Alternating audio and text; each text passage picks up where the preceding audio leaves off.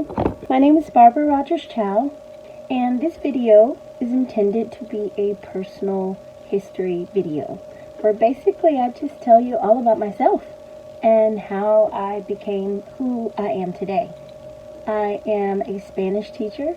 I have taught Spanish as a high school teacher and a professor for almost 25 years. I consider myself to be an educator, a researcher, an advocate for linguistic, cultural, and social rights, which I'm happy to do, which I believe is needed. My introduction into society, I believe, was highly untraditional, maybe perhaps unique to some. I was born to multiracial parents in San Francisco, California. I was adopted by an African American family in the Deep South, Alabama. I spent a lifetime basically searching for the space that I could belong, because in many aspects there was always a question of belonging no matter which environment I was in.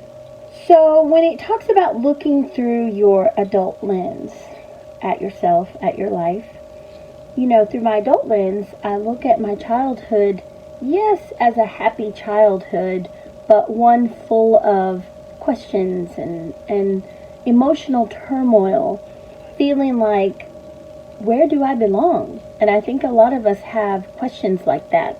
In some circles, I simply wasn't black enough. In other circles, I wasn't Latina enough, or certainly not white enough. And in many cases, I just felt like, where do I belong? I'm always surprised when the world is content to identify people into a box. And it finds comfort in that label, oddly enough. For many, that box of cultural or racial ethnicity, it provides legitimacy and understanding for others.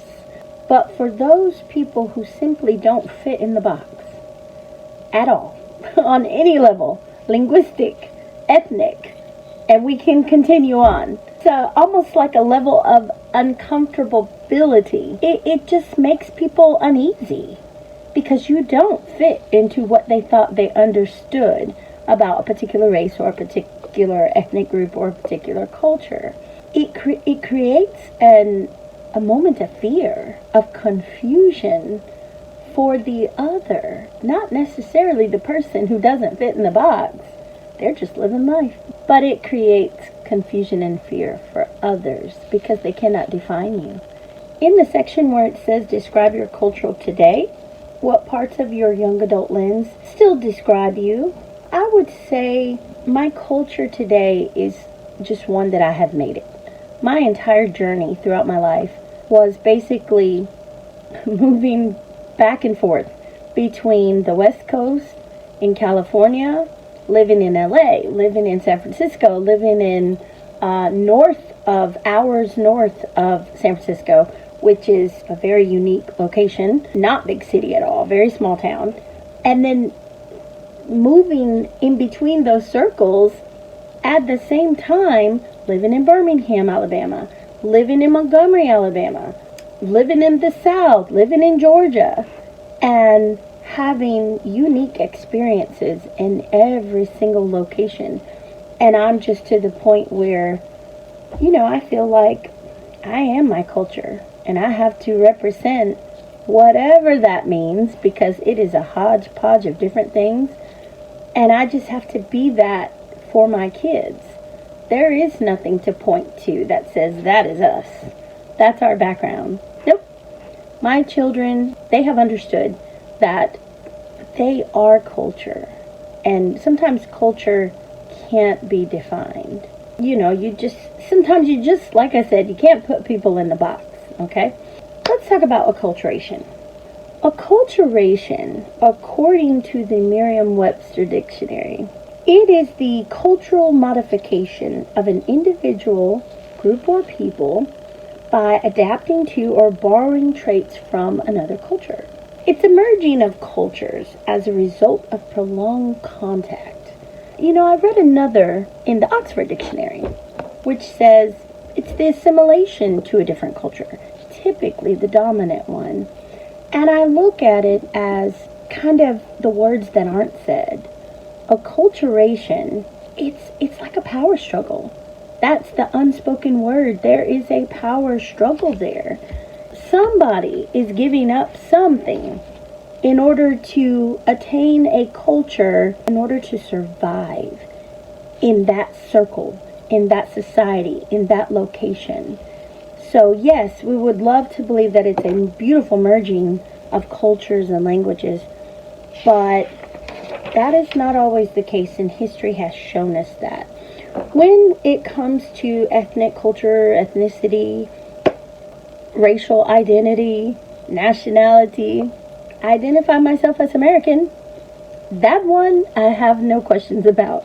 I do know that I was born in the U.S., so at least I do have some clarification on that. But in terms of ethnic backgrounds, my parents were a mixture of a lot of different things. I know that there is a mixture of, there's white, there's black, there's Chinese from what I understand, there's Puerto Rican, there's just a hodgepodge of different things. And so it's hard to just tack on. I do speak Spanish. So it's, it's kind of like you just don't fit in anyone's box. It took decades for me to understand that that was okay. And my children, they have me, which is a mixture of so many things, and their father is from China. They definitely walk through the world sometimes feeling very confused. They hear Spanish, they hear Chinese. They don't fit into anyone's box. My children have been pulled aside in school because the teacher, who I guess was instructed to mark every race of every child for the census, they just couldn't figure out what my children were. So they would literally, are you Mexican? Are you Filipino? They throw out 1,000 things, and my children were just, I guess they had never really confronted having to fit into just one category. And they would very proudly say, I'm very mixed. Very, very mixed. How does your ethnicity, racial identity, and nationality differ from your students? I will say this, the first 17 years of my teaching career, I taught in a small town by the name of Oak Grove.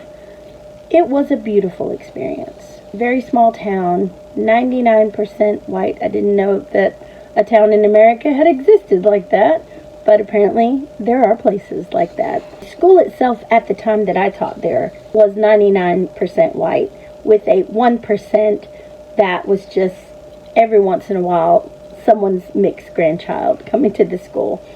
There were no Asians, there were no Hispanic students, there were almost no black students.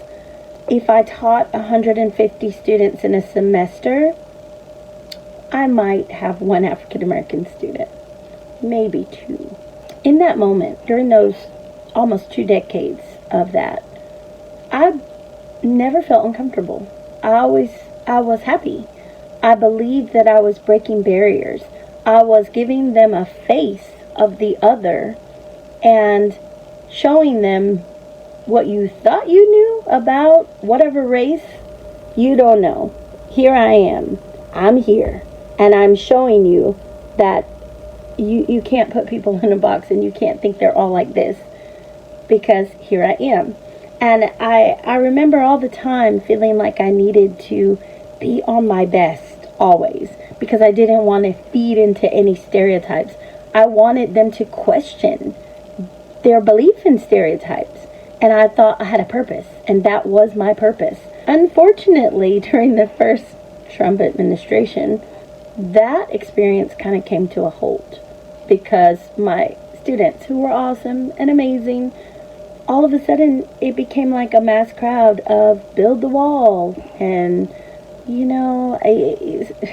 the lunchroom eating, and there's just this mass love of build the wall, and send them all back. And even somebody who didn't fit into one single box, it made me question so many things.